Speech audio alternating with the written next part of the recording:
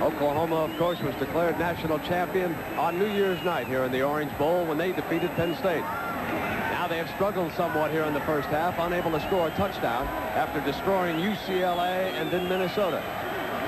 Barry Switzer, no doubt, had a few words to say about that at the intermission. Stafford and Collins are deep. Stafford downs it. Oh, he comes out. He makes a mistake. He's at the 2, back toward the end zone. Battles his way out, and there's a penalty marker thrown on the far sideline as Stafford was down near the 8-yard line. There, a big mistake. He hesitated over on the far side, then came out late. Personal foul against the Hurricanes will take care of Stafford's mistake, I guess. It'll be a 15-yarder. But that was a terrible judgment on his part. Maybe he figured he was in a sprint race. He's won the 100, the 200, and the 400 in Missouri, St. Louis, Missouri. That wasn't the 100 or the 400. That was running for your life. Well, this has been a great defensive football game. I mean, Barry Switzer's got to be furious about that. What a way to start the second half. You see the quarterback matchup. One a thrower, the other a runner. From the wishbone, here come the Sooners. Pure bone. Let's see if they can keep it on the ground and grind it out. They come up with a halfback, Patrick Collins, behind the fullback lead block. Danny Stubbs, 96, led the defensive charge against Switzer's Sooners. Danny Stubbs make the tackle for the Hurricanes. Good support by that defensive secondary. Everybody is reacting to the ball well for the Hurricanes. Even if they get a little seam to the inside, you get everybody in there doing a good job. Right guard Anthony Phillips is replaced by Gary Bennett for Oklahoma. They go to an unbalanced line. There was a penalty marker down. The right side of that line moved for Oklahoma as Carr, the fullback, came up inside. Now, Barry Switzer's fullback was handled in the first half. He was held to only 4 yards. That's the second time that the Sooners' offensive line has jumped offside in this game. Now you're looking at two strong players in there, Brown and Jones. I mean, they're outstanding players for the Hurricanes. I'll tell you, the last time someone scored on them rushing, I remember it. It was against Maryland. We did that game. The last time Miami gave up a touchdown regular season. All right, here's second down and 11 now. Carr is again stood up at the 25-yard line. Rod Carter, number 91, is in there. They have taken the fullback right out of this wishbone attack. They really have. They have to break their bone, either with one of the halfbacks, reduce the defense. You can see the swarming Phil linebackers. Look at the number of Hurricanes in on that. By reducing the defense here now, they'll force them more into a balanced look. 3rd and 9. They had busted one of the halfbacks. Holloway slips down inside the 15-yard line. Danny Stubbs was able to trip him up. Stubbs is having a great game. He's a tremendous talent who has not received a lot of attention because of Jerome Brown.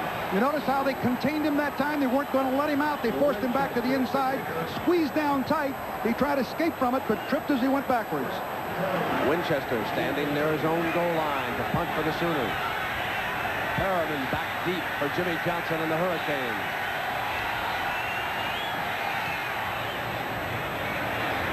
Fair catch signal at the 48-yard line of the Sooners, and Vinny Testaverde will bring that offense onto the attack after a 33-yard punt.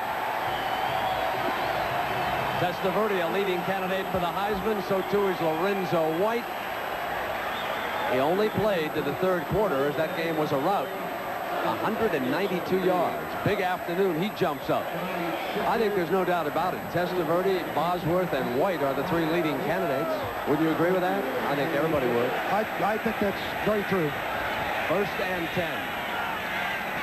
They'll run on 1st down. Highsmith battling his way to the 45-yard line. We've been talking about Testaverde and Bosworth and Brown. You take a good look at number 30, because Alonzo Highsmith is someday going to be in the backfield in the National Football League. He had nothing that time and managed to get a yard or two out of it and could have been negative yardage. He is strong. Good blocker. He can also catch an occasional pass. Good attitude. Coaches like the way he works. 2nd and 8. The young quarterback from Long Island checks the defense. Down the middle to Bratton. Bratton gets inside the 20-yard line. The offensive line is holding off the rush. They're able to release running backs now into the pass patterns. He was wide open, right over the middle. We'll take another look at this. You see Testaverde comes back. The rush does not get to him. There's the throw, wide open. Right there is Bratton, right in the seam. And number 29, Dixon, comes in, makes the play, but not after a large 28-yard gain. The men doing the job right now are O'Neill, Alekna, Rakosi, O'Connor, and Patchen. That offensive line for Jimmy Johnson. They are down to the Sooners 18. It's Bratton. Struggling to get close to the 15-yard line with Bosworth and Jones. You know, Bosworth has been quiet since a tremendous start here this afternoon in the Orange Bowl. We haven't had his number called very often. Still, Miami has had difficulty in establishing a consistent ground game. Their strong suit, without question, is their passing. And it seems to me, Brent, that the Oklahoma Sooners are having difficulty rushing the passer for one reason or another, either the protection or the fact that they may be a little tired. Well, it's 2nd down and 8. The wind has picked up a little bit here in the Orange Bowl. That cools things down. It won't be as humid as the first half. They'll run Bratton wide to the right. He slips inside. Battling his way inside the 10-yard line against Finch. Finally stopped. Here's a good job of stretching the defense in the sense they did not adjust to it. Look at the leverage that Bratton has. 77 O'Connor makes the block to the outside. Bratton turns it inside, breaks it back to the corner. And a nice job there by number 9 Finch of avoiding his block and making the tackle. And if Irvin had driven on into Finch with his block, he might have scored on that play. Here is a 1st and goal at the 8. Testaverde barking that signal out. He had trouble in the Sugar Bowl. Straight quick drop. Out here to the tight end. Touchdown Miami. Charles Henry.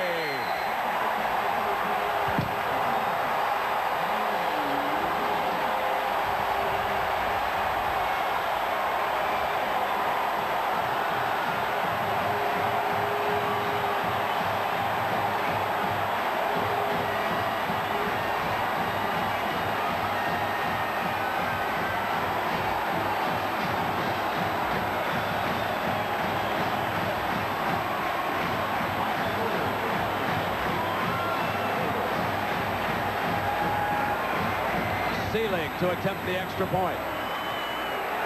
Perfect. The lead grows in the Orange Bowl.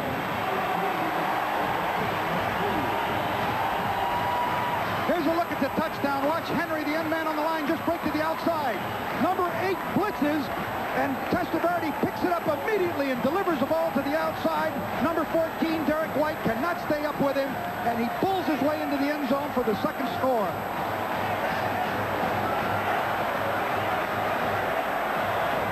Bosworth can't believe it.